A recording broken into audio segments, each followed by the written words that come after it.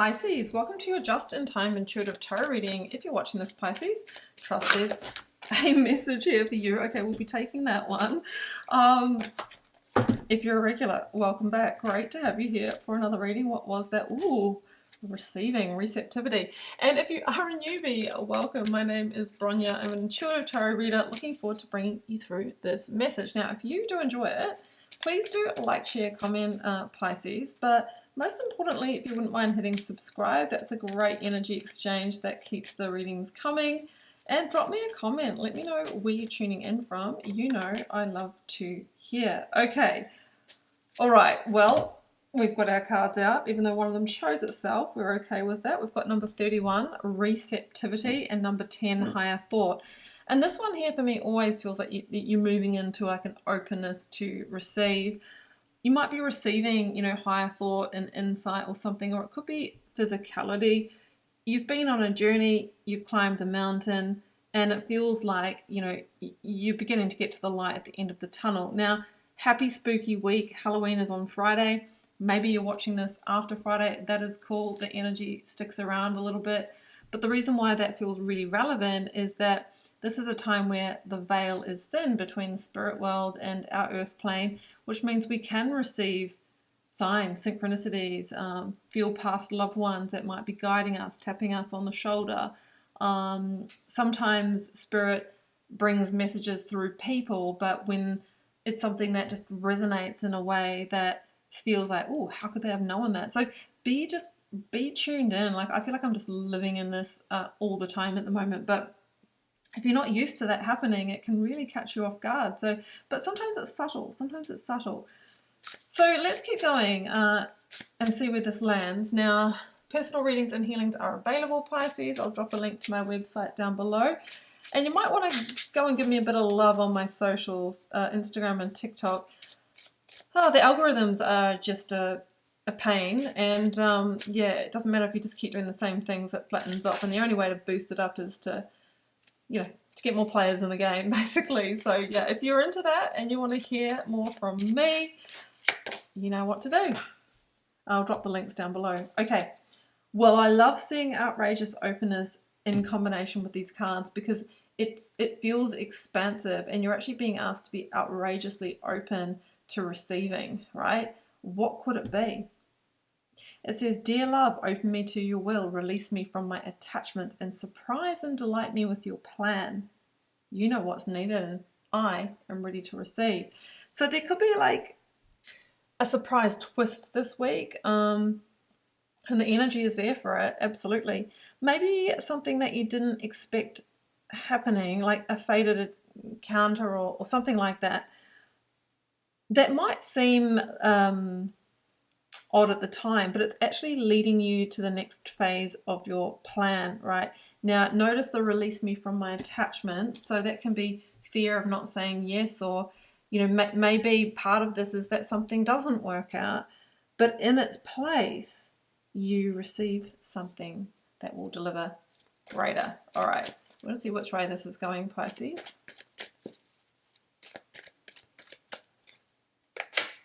Oh, where's my censorship crystal? The death card. Yeah.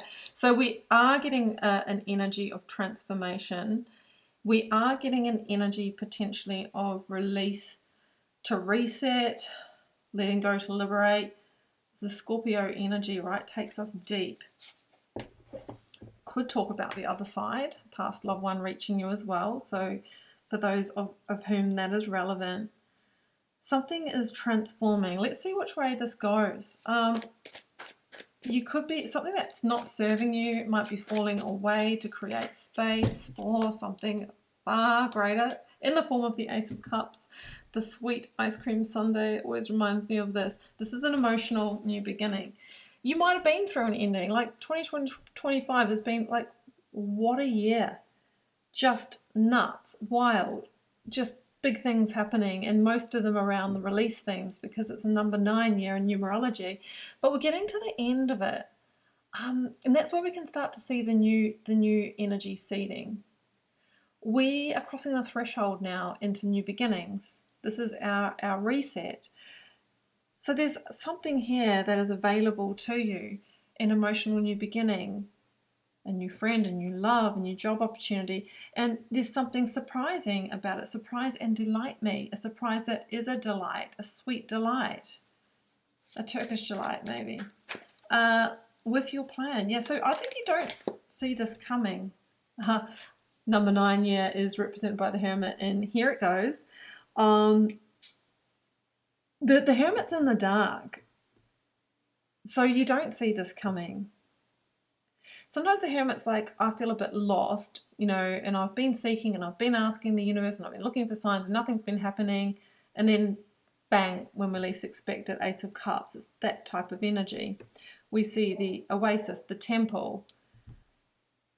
The Hermit is led by the star. Like in the traditional version of this card, he's got a little lantern and the star is in there, and the star is our higher path. That's the surprise and delight me with your plan. But there's been a feeling of you haven't known your way to it, but what you didn't know is that you were actually walking the path all along. But what we have is full illumination of that coming. Like maybe that's the insight that you get. Wow, right. Well, if this didn't happen, if I wasn't on this path, I wouldn't have received the Ace of Cups. The aha moment. Now it all makes sense. The Magician. Number 1.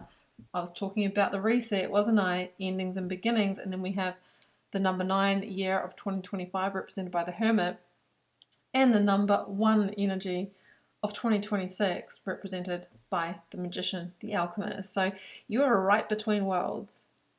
This is your aha moment. Maybe this week, maybe on Halloween, maybe in the weeks around this reading. The Alchemist or the Magician is the spark of new potential. It's the initiation into the next part of your plan, and there's something surprising about it, and it unlocks new potential. Notice the pyramids. Everything that you've been working to up and now has been laying the base and the foundation, but you're moving into the apex now, a higher expression of your life, because you've been through the energy of the Death card. There's been the stripping away. There's been the release from attachments. Oh, absolutely. Has there what? The Tower. Oh my gosh. Well, you know what? We've got what we need, Pisces, because we've got the world, the universe at the bottom of the deck. So you may be going through the Tower, or you may have been through the Tower.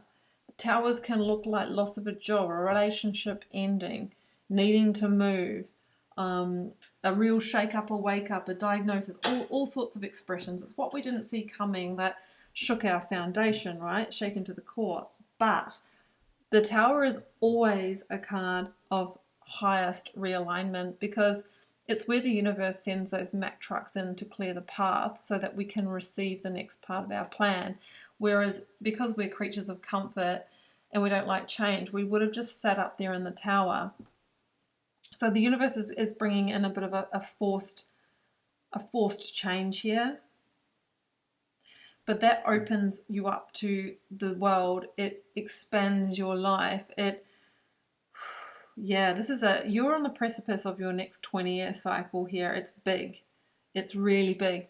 Because if you're honest with yourself, you've outgrown something.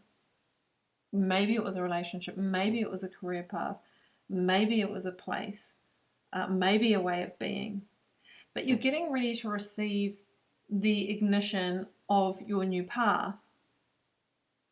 I think that this is where the energetic gates open up, and I think that towards the end of the year is when things start falling into place. But the full expansion of this is 2026 for you. I think it's going to have a really different energy. In a sense, this is a collective reading, and I am reading for a collective here.